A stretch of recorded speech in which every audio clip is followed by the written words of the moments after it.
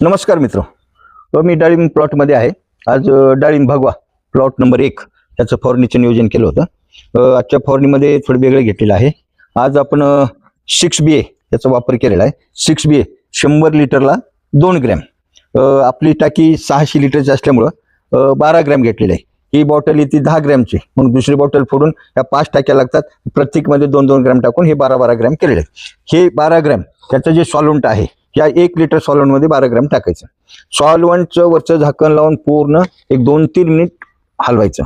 त्याचं जोपर्यंत जास्त हलवाल त्याच्याशिवाय जास्त मिक्सर होत नाही. हे ह्याच्यात विलिनीकरणासाठी कमीत कमी 2 ते 3 मिनिटं हलवून हे मग हे टाकून द्या पाण्यामध्ये. त्याच्यानंतर ह्याच्यासोबत घेतलेले CBZ मध्ये आहे कॅल्शियम, बोरान आणि झिंक. हे घेतलेले 2 ml ना.